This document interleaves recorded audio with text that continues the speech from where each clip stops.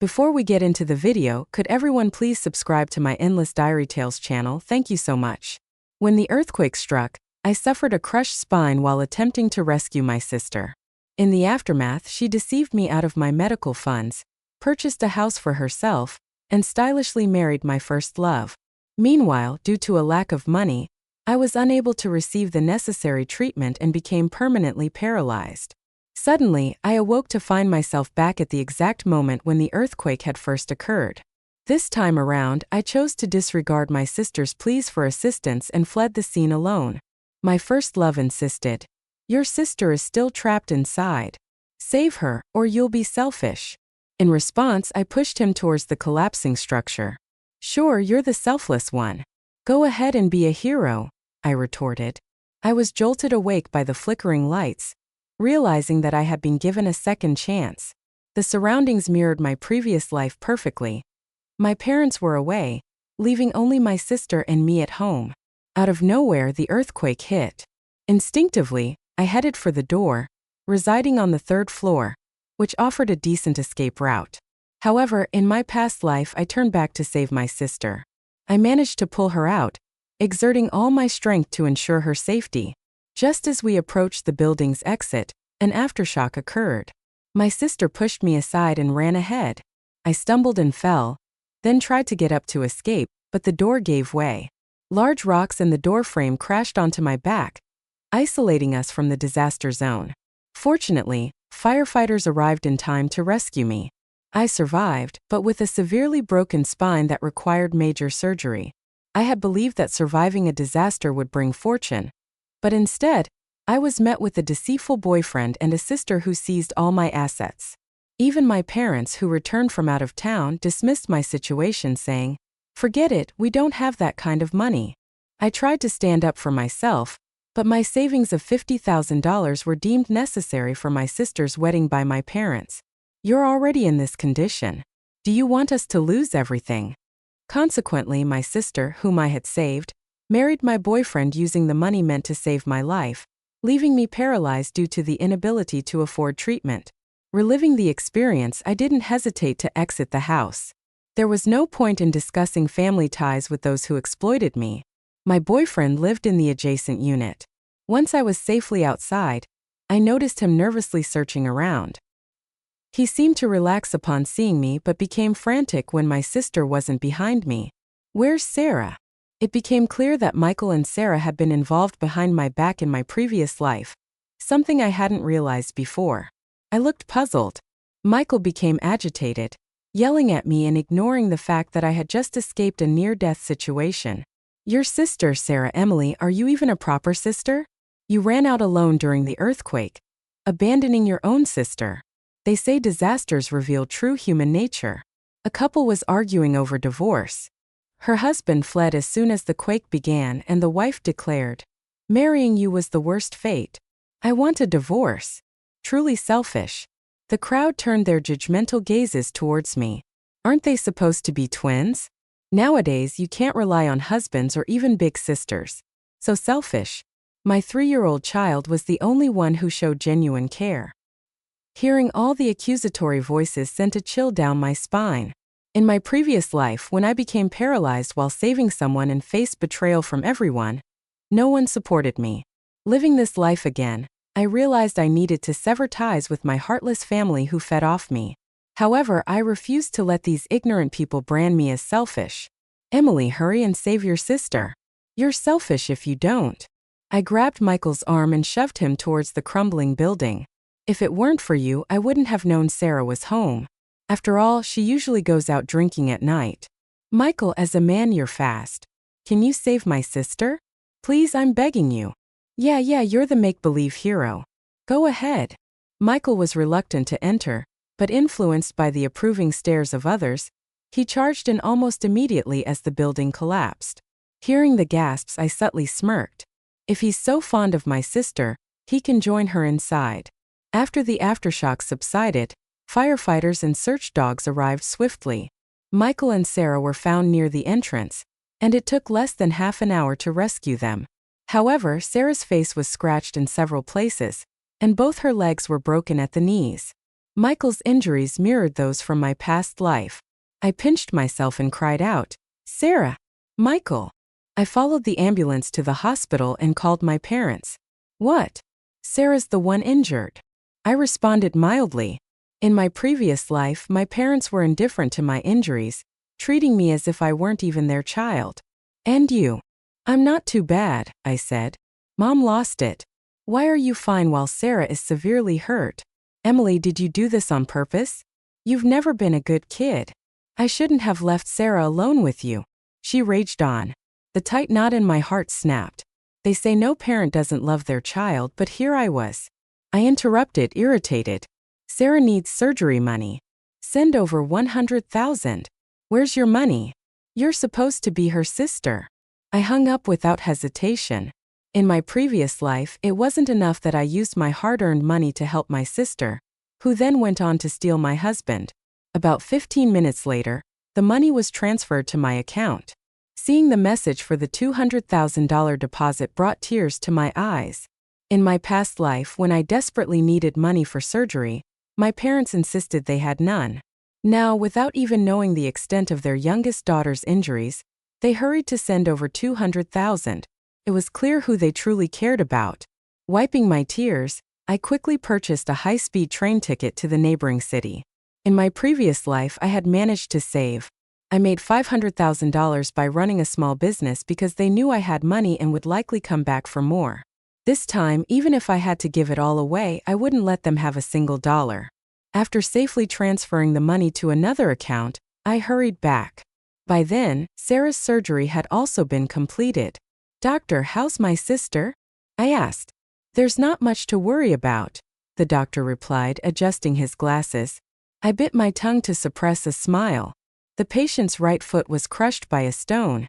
"It's irreparable. We did all we could with her right foot." I couldn't wait and rushed to the ward to see her. Seeing Emily's right leg ending in a stump made me smile. Who says the heavens aren't watching? Karma has arrived, hasn't it? With much pleading, Michael and Sarah were placed in the same hospital room. One without a right foot, the other needing extensive surgery for a broken spine. They truly suited each other. Additionally, I had seen Michael's mom once in my previous life. She was quite domineering. Her son was injured, and there was no way she wouldn't come. The hospital room was bound to become lively that afternoon. My parents hurried back. Sarah was still under anesthesia and hadn't woken up. "Oh, my precious daughter, how could you suffer so much? Emily, what kind of sister are you? Since childhood, how have I taught you? You should rather be hurt yourself than let anything happen to your sister." I chuckled. That's exactly what I did in my past life, and what did I receive in return? They exploited me, leaving me to die helplessly while watching them scold me so vigorously. I pulled off Sarah's blanket. My mom froze for a moment, then gasped, "Sarah, what happened to your foot?" Seeing her tremble made me feel even colder inside. She never truly lacked the ability to love. She just didn't love me. Her right foot was crushed and couldn't be saved. As the words fell, my mom swung her hand at me, but too bad. I stepped back and she missed. "How dare you dodge?" My dad frowned, rolling up his sleeves, ready to join the fight. I had witnessed this scene too many times. Out of 365 days, I had been beaten about 300. Sometimes Sarah made mistakes and I got beaten too as an example. But now I refused to passively endure it. I glanced at the nurse's station outside and motioned her over. When the nurse entered, I nodded towards my parents. "Go ahead, I challenge you. Right now, try hitting me with a nurse prepared to patch me up." The nurse frowned, giving my parents a different look. "What do you think you're doing?" she asked. "Stop it. I won't listen to their nonsense," they muttered, lowering their hands in embarrassment. The nurse shot them a glare. "With all this energy, take care of your daughter instead of causing more trouble." My parents needed these doctors and nurses to keep their daughter alive, so they dared not argue further. After the nurse left, my parents quietly threatened me. "What are you standing there for? Give back the money we transferred to you just now." "Oh, I sent them back $50,000, that's it." "What are you standing there for? Give back the money we transferred to you just now." "Oh, I sent them back $50,000. That's it? We gave you $200,000 and you only sent back $50,000? I shrugged, feigning innocence. Isn't all this for your daughter's life? Hospitals sure do drain money fast. I had kept $80,000 for myself. They threatened to check the bank statement, but before they could, another dramatic cry echoed from the doorway. Michael, my poor boy. I smiled. His mom arrived just in time. Now, instead of checking bank statements, dealing with her would already drain my parents. Michael lay there bandaged all over. His mom rushed in, crying, struggling to place her hands. What happened to my son? And why is he in such bad shape? Emily, tell me, how did this happen? Unaware of the situation, my parents watched the commotion nonchalantly. I sighed softly and began to speak. Michael is my sister's savior. He had already escaped but went back to save Sarah when he saw she was still inside. Unfortunately, there was an aftershock. My parents, who were amused just moments ago, suddenly stopped smiling. Michael's mom froze, then slapped her thighs, wailing, "Oh my God, my fine son ended up like this saving your daughter. Where's the doctor? Someone tell me what's wrong with Michael right now." My parents wanted to scold me but were too preoccupied. The commotion on Michael's side attracted a journalist. When I saw the camera, my blood boiled with excitement. Yes, let it blow up. Let the world see what happened here. I wanted to see how far my dear parents would go for their precious daughter. Michael's mom was already being interviewed over there. While everyone was distracted, I sneaked out to bring back the doctor. Michael's mom hadn't yet grasped her son's true condition. By the time I returned, a crowd had gathered around the hospital room. What's everyone doing out here? The patient needs rest. With the doctor's order, most people began to disperse. Michael's mom, who was tearfully recounting her son's heroic deeds, paused when she saw the doctor. It was as if she found a lifeline. "Doctor, how's my son doing? Why is he wrapped in so many bandages? You have to do everything you can to save him. He's a hero." Meanwhile, my parents stood nearby, looking like ostriches burying their heads in the sand. After all, her daughter was the one he saved. The doctor frowned slightly. "Michael, right? His spine was crushed by a rock. He urgently needs surgery. The surgery costs and recovery expenses are significant. You need to gather money quickly." Michael's mom hesitated, her lips trembling. "We're just a regular rural family. Where would we get that kind of money?"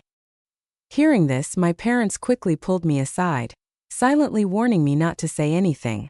But after a moment of silence, the doctor said, "Didn't he get hurt saving someone? Maybe try contacting the family of the person he saved." Michael's mom immediately turned to look at us. I felt my parents stiffen. The room was noisy, and the doctor no longer allowed media interviews. Everyone left the room and fell into an unsettling silence. Michael's mom glared at us as if she wanted to devour our entire family, but my parents kept their heads down, acting ignorant.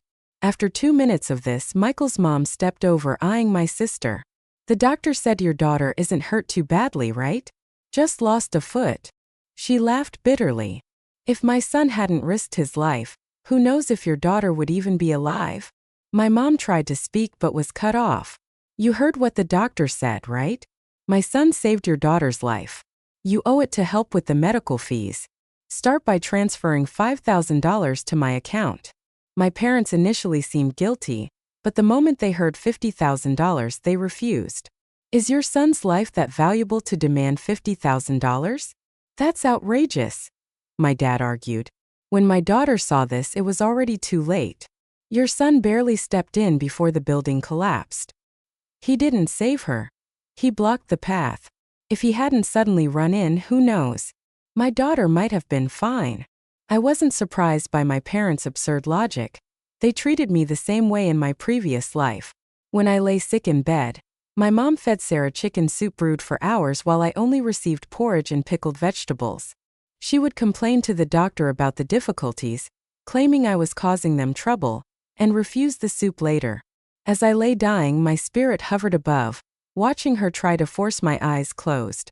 "You chose this being restless. Who's that for? You're cursed from the start. My Sarah was always lucky. She would have escaped without you." She even slapped my cheeks in anger. I couldn't speak then, but Michael's mom sure had a way with words. "What are you babbling about? Plenty of people saw my son rushing to save your daughter. With a mom like you, no wonder your daughter behaves this way," Michael's mom declared. I'm going to stay here until you get that money sorted out. My son is my life, and if I can't find peace, neither will you. At first, my parents scoffed at her, mocking her as an uneducated, loud rural woman. What could a small-town lady do here? But eventually they panicked, unable to gather the money. Michael's mom began making their lives difficult. She interrupted Sarah's medication intake and tried to disrupt her in every way. She was relentless. After 2 days, my parents were exhausted while I pretended to worry but secretly enjoyed the chaos. They had to take turns guarding, afraid she would sneak in. After 2 days, they were visibly worn out. Then Sarah fully regained consciousness. My parents, scared of upsetting her, hesitated to tell her she lost a foot, but Michael's mom laid it all out. You've been through a lot. When I'm better, I'll take care of Michael, even if my sister is his girlfriend. She was spoiled from childhood. Don't mind her, Sarah stated politely, already unhappy with my recent behavior. Michael's mom rolled her eyes at me. My son's unlucky to have a girlfriend like you. I intervened. Then break up. Not a chance. Sarah stayed awake longer. Elle's situation couldn't be hidden. 2 days later, Michael woke up realizing he might be paralyzed. He snapped, "You need to get me money for treatment now, Mom. I'm your only son. I'm only 25. I can't be bedridden forever." Listening, I smirked. It's true. Nobody can truly understand how someone else feels. When my own accident happened, I was just 24, and I too had no choice but to wait for death. As soon as Michael said this, his mom jabbed at my mom's face. Did you hear that? Hurry up and give me the money for my son's surgery. He's our only child. No matter how cruel you are, you can't let our family die out, can you? Sarah looked around completely confused. My mom, hands on her hips, fired back. No money. Just one life, live or die. What's it got to do with us? And let's be real, if it weren't for your son, my daughter wouldn't have lost her foot. My dad nudged my mom hard, but it was too late. Sarah struggled to sit up. Mom, what do you mean? What happened to my foot? Oh no, sweetie, I was just messing around. Michael's mom chuckled. Karma. Sarah hesitantly pulled back the covers. Her ankle was bandaged and there was nothing below. Mom, where's my foot? What happened? Sarah cried, breaking Michael's heart. All he could do was stand there, anxious. I can't go on. Mom, sis, why didn't you take me with you when you left? One call and none of this would have happened. Everyone turned to look at me, eyes full of anger and disgust. Both families seemed to wish I was dead to pay for this mess. But no, I'm going to live well and throw gasoline on this fire. I fed a look of helplessness. Sarah, you often go out drinking and only come back the next day. How was I supposed to know if you were home? I called you several times before leaving. You didn't respond, so I left on my own. As soon as I said that, Michael's face changed. Sarah gave Michael a side eye and then became furious. Who are you saying goes out drinking? Mom, you know I never stay out all night, right? Unfortunately, my mom missed Sarah's hint. It's all your sister's fault. How did she not notice? You came home that night playing the victim. I ran out with tears in my eyes and found a quiet place to make a call. Is this reporter Daniel? I have a recording for you. I used work as an excuse and spent 2 stress-free days at a hotel. The hospital was probably still in chaos. 2 days later, I arrived early. Coincidentally, Michael was pulled out for some tests, and I overheard Sarah and our parents talking. Mom, are you really not going to give Michael the money? But Michael saved me. My parents were firm. No, silly girl. Do you know how much his mom is asking for? We need to save our money for your dowry. What will you do if we give it away? A woman's dowry is her strength after marriage. Hearing it was for her own interest, Sarah immediately went silent. Just as I was about to walk in, she glanced at our parents. Mom, Dad, doesn't my sister make a lot of money from her business? The 3 of them exchanged a look and smiled together. My money doesn't count as money. Just to plug their holes and drain away, I lowered my eyes, let out a cold laugh, and walked in without changing my expression. They looked guilty. My mom clicked her tongue in annoyance. Don't you know to knock before you come in? My dad frowned and nudged her, then shockingly handed me an apple. Guess it was the first time ever. Growing up, anything Sarah ate was neatly plated. As for me, I had to settle for the dried-up leftovers or the rotten ones. I ignored the apple and sat down, looking troubled. For some reason, my mom never liked me. Even needing my help didn't stop her from scolding. Your sister's not well and you're sulking. What's wrong? You pull that face every day. Someone might think we're mistreating you. Sarah gave her a look and tried to get chummy with me. Sis, what's wrong? You left for 2 days while I was in the hospital. Something's up. Don't be mad at Mom. She's just exhausted these days. See, my dear sister always manages to throw the blame on me in a few words. This time I played along, sighing again. What the matter? Just spill it. Maybe our family earthquake is because you keep sighing. I cut off my mom, trying to look teary-eyed. My business is in trouble. What? All 3 of them looked at me, wide-eyed and in sync. If I hadn't overheard their conversation earlier, I might have thought they were genuinely concerned. What did you do? My mom shoved me on the shoulder. We told you to work that job instead. You had to mess around with your ventures. Now look, the family can't count on you for anything. If you're out of money, get out of here. We're not housing freeloaders. Finally, the words I had been waiting for. I put on a heartbroken look. Mom, you wouldn't disown your daughter just because I have no money, right? Get lost. My mom continued to curse me, ignoring Dad and Sarah's attempts to calm her. Why come back if you're broke? Get away from us. I turned and left without looking back. Surprisingly, I felt no sadness, only relief. It had been a week since Michael's accident. His mom must be losing patience. The next day, the internet was flooded with a recording, the very one I had sent to the reporter. My mom's unreasonable words went viral. No money, just one life. Live or die, what's it got to do with us? And let's be real, if it weren't for your son, my daughter wouldn't have lost her foot.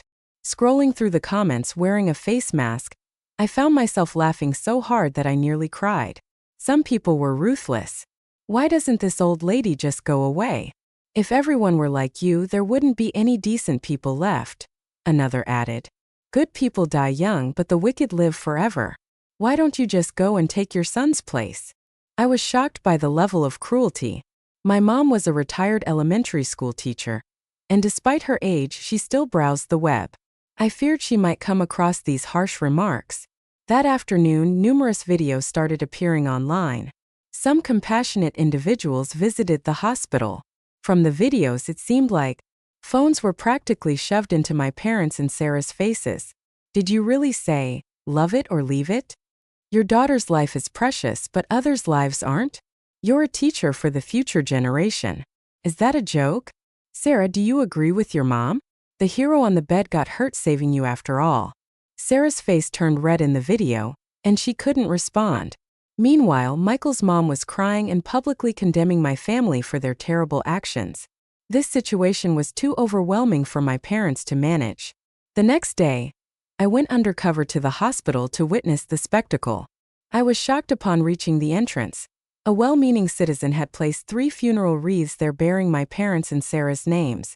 I quietly pulled down my hat and hurried inside. As soon as I entered the hallway, I heard a commotion. Shockingly, even Sarah and Michael were arguing. If you guys don't pay for the surgery, don't expect any more treatment. Michael's mom shouted. She then smashed the 4 drugs Sarah needed and was even live streaming it. My mom became furious and started grappling with her. Because of you, I lost my job. I was 5 years away from retirement. It's all your fault. And now you want to bully my daughter? I'm taking you down with me. They began pulling each other's hair. My mom, who once prided herself on being cultured, had turned into a brawler. My dad tried to intervene but ended up joining the fight. Sarah and Michael stayed in bed, yelling at each other. If I'd known your family was like this, I wouldn't have saved you, Michael said. You aren't even as good as my sister's thumb, Sarah replied. She had more energy and was throwing apples in frustration. The fight escalated, dragging even the hospital staff into it. I quietly dialed 911. Hi, officer. There's a fight going on at the hospital. They're attacking the staff. The chaos was so severe that neither family could manage it alone, necessitating police involvement. If they couldn't reach an agreement, legal action might be the only solution. With so many people watching, the police promised to share the final outcome. I remembered from my past life that surgery cost about $600,000. My parents might have enough saved up. After considering it, I sneaked back home. Michael's mom had figured out how to play the victim online and started raising money through streaming. Michael couldn't wait any longer. Before bed that night, Michael called me. His voice was shaky. "Emily, you haven't visited me in forever. Do you think I'm useless now and plan to leave me? I miss you.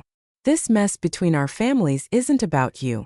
I almost believed him if it weren't for his mom slandering me in her live stream. People online were speculating about my motives. "Girls, they're all the same. Remember that."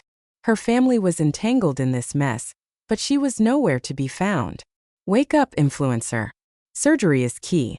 You can't keep stalling for money. I laughed softly. They thought they could squeeze money out of me by staying together. If we broke up, they'd trash me publicly. I replied calmly, "You're saying I don't want you? Michael, why did you go against the flow?" "To help my sister during the earthquake. I didn't even know she was home. I was already outside. But you ran in. You two are that close." As the comments on the livestream shifted, I chuckled again. "You won't use clueless people against me." Michael tried contacting me several more times, but I refused. I bet they are out of options now. When negotiations with the police stalled, both families had to go to court. But Michael couldn't wait. He knew I had some money. Later, he even started a crowdfunding campaign. Sarah couldn't handle the pressure and was discharged. I heard their house was vandalized with red paint. 2 days later, I received a call from Sarah. "You're not coming home even though there's so much going on? Is your heart made of stone? Mom's in the hospital." I went the next day. "What happened?" Sarah was back to herself, even pointing a finger at me to smear my name. "You have the nerve to ask? It's all because of your boyfriend. He demanded $700,000 in damages. We're being hounded by crazed teens. Mom saw our house covered in red paint and had a heart attack." "Oh, she got scared? Are we talking about Michael, my boyfriend now?" Sarah blushed. "You don't know what you're talking about." I rolled my eyes, but just then, a bottle shattered at my feet, telling Emily to drop dead. It seemed my mom still had some strength. Now I could hang up the phone without worry. A week later, Michael's mom went live, announcing she received $600,000 in compensation. It seemed my mom and the others had actually gritted their teeth and paid up. People online were congratulating her, but it's been so long. Is Michael still able to get surgery? After finishing my own matters, I sent a file to the Education Bureau. It was evidence I had gathered recently, showing my mom's private tutoring activities over the past decade. Once this was made public, it caused quite a stir online. Such a person doesn't deserve to be a teacher. Let's vote her out of here ASAP. Everyone seemed eager to pile on, and many parents whose kids took her tutoring classes reported her, not just for tutoring but for often insulting and belittling students in class. One parent filed a report with their real name saying, "My son is lively and active, but this teacher called him a disgrace, a parasite to society, and made him stand in the hallway all day. My kid has already lost interest in school and is only in 3rd grade." My mom's guilt was immense. After an investigation, the Education Bureau fired her and demanded repayment of all the illegal earnings from the past 5 years. As for the students who were insulted and belittled, my mom had to apologize to them in person. They had already drained their savings for Michael's payment and now had to repay earnings. Where's the money coming from? Sarah had been raised like a little princess by them. Monthly salary of $3,000, but it all went towards luxury goods. Sarah had spent all that money long ago. That day my mom sent me a message. Her tone was harsh. "Give me $300,000. I was shocked by the amount.